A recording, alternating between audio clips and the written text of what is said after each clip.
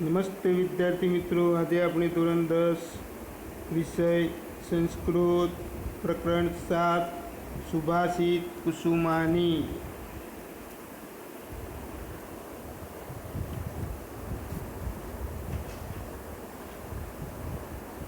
એટલે કે સુભાષિત રૂપી પુષ્પો. તો વિદ્યાર્થીઓ, હવે આપણે થોડી પ્રસ્તાવના જોઈએ.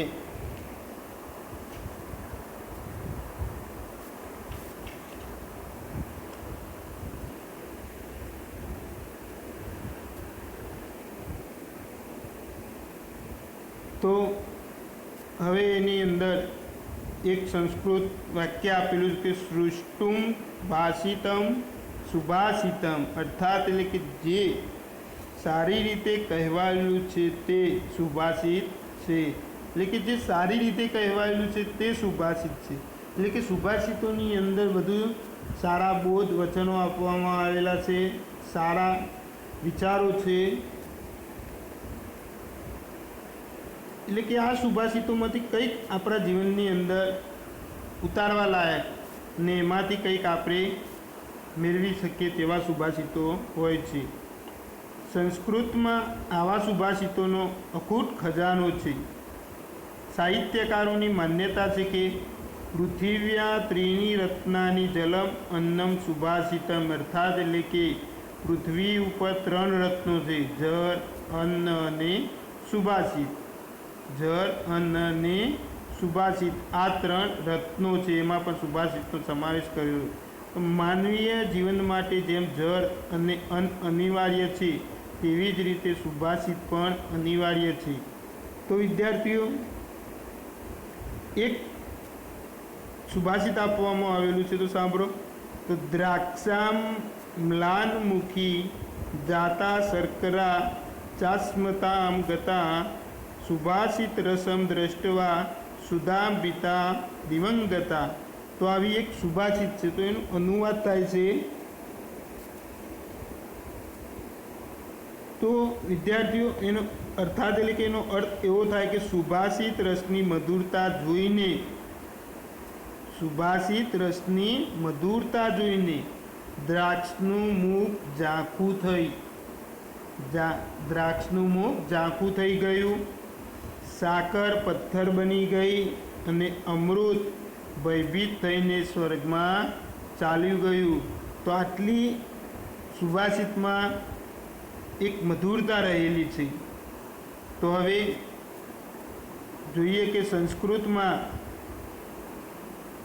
આ સુભાષિતો માત્ર ભારતીય પ્રજા કે સંસ્કૃતિને અભિવ્યક્ત કરતા નથી, પરંતુ તે તો સમગ્ર માનવ સંસ્કૃતિની ઓળખ કરાવે છે.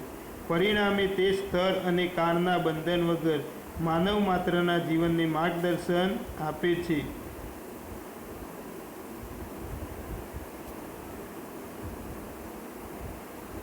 અહીં માનવ જીવનના મૂલ્યોની સ્થાપના કરવાનો ઉપક્રમ હોય છે. વ્યક્તિના ચારિત્ર ઘડતર માટે મિત્રની જેમ તે સહાયક બને છે. જીવનમાં જે ગ્રહણ કરવા યોગ્ય બાબતો છે તેનું અનુસરણ કરવાથી માનવને કેવી રીતે સુખ અને આનંદની અનુભૂતિ થઈ શકે છે, તેના સરસ ઉદાહરણો પણ આ સુભાષિતો પૂરા પાડતા હોય છે. ટૂંકા વાક્યમાં લાંબી વાત મૂકવાની વિશેષતા તો અહીં છે જ. ટૂંકા વાક્યમાં લાંબી વાત મૂકવાની વિશેષતા છે અહીં.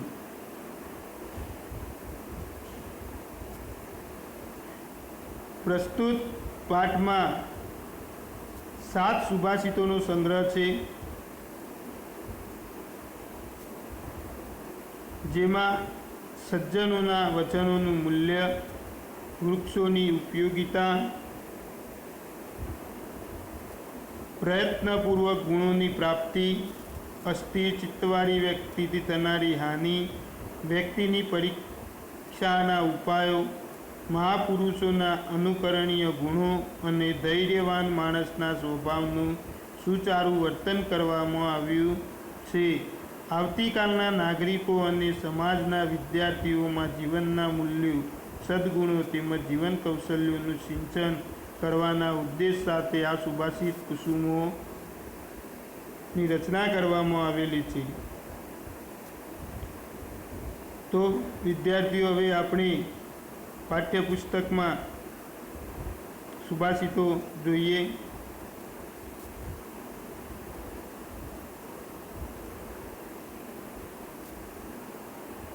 અહીંયા પહેલી સુભાષિત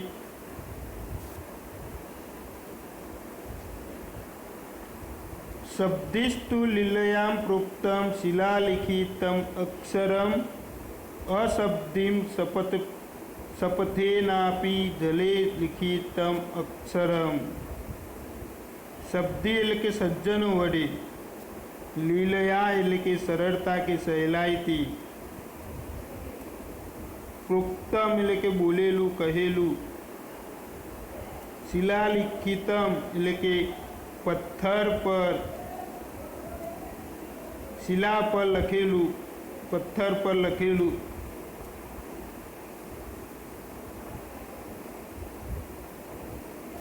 અશબ્દી એટલે કે દુર્જનો વડે, શપથેન એટલે કે સોગંદ વડે, સોગંદ ખાઈને.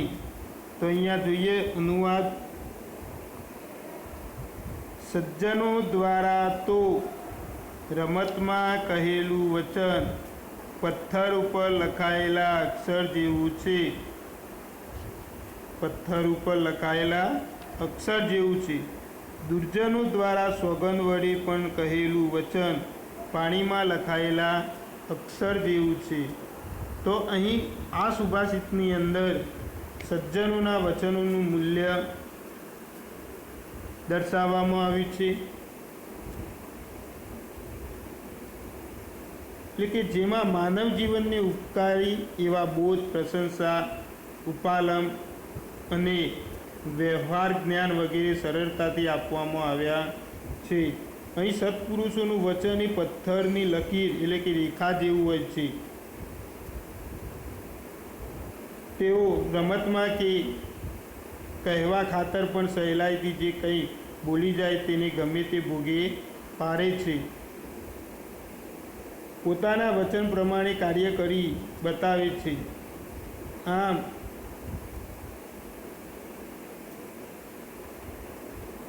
અહીં આ સુભાષિતની અંદર ધૂર્ત, ચાલાક અને દુષ્ટજનોના મન પોતાના બોલ કે વચનની કંઈ કિંમત કે મહત્ત્વ હોતું નથી. તો ફરી એકવાર આપણે જોઈએ એનું અનુવાદ કે સજ્જનો દ્વારા તો રમતમાં કહેલું વચન પથ્થર પર લખેલ અક્ષર જેવું છે. દુર્જનો દ્વારા સોગંદ વડે પણ કહેલું વચન પાણીમાં લખેલા અક્ષર જેવું છે. હવે બીજું સુભાષિત જોઈએ.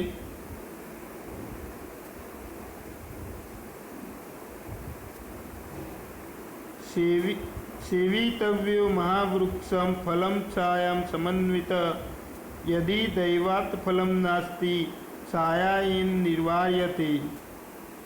એટલે કે અહીં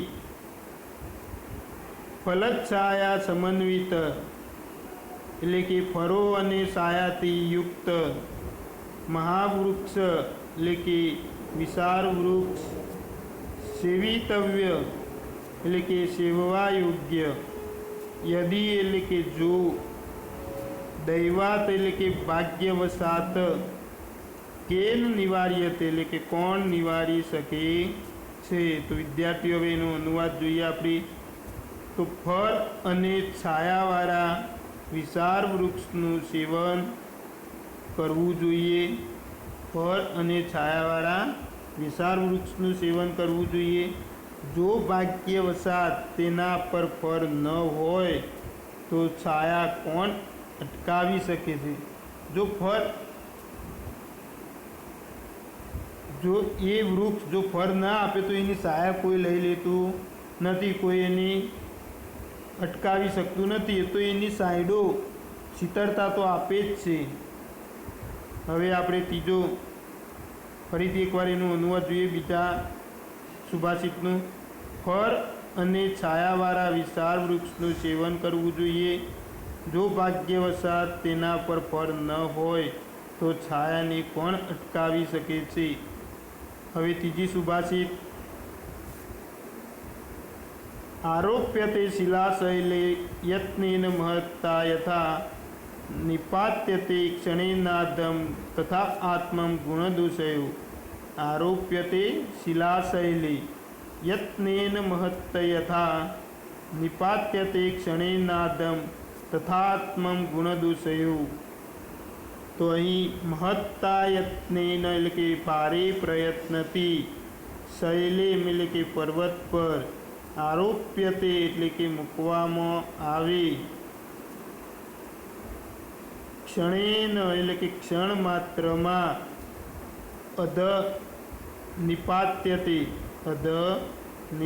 એટલે કે નીચે પાડી નાખવામાં આવે, તથા આત્મા ગુણદોષયો એટલે કે તેવી જ રીતે આત્માના ગુણ અને દોષની બાબતમાં. તો હવે આપણે એનો અનુવાદ જોઈએ. જેમ ભારે પ્રયત્નથી શિલાને પથ્થર પર ચડાવવામાં આવે છે, જેમ ભારે પ્રયત્નથી શિલાને પથ્થર પર ચડાવવામાં આવે છે, પણ ક્ષણ માત્રમાં તેને નીચે પાડી શકાય છે, પણ ક્ષણ માત્રમાં તેને નીચે પાડી શકાય છે. તે પ્રમાણે આત્માના ગુણ અને દોષની બાબતમાં છે. તે પ્રમાણે આત્માના ગુણ અને દોષની બાબતમાં છે. આત્માને વ્યક્તિને ગુણમાં ઉપર ઉઠતા મુશ્કેલી પડે છે, પણ દોષમાં નીચે પડતા વાર લાગતી નથી.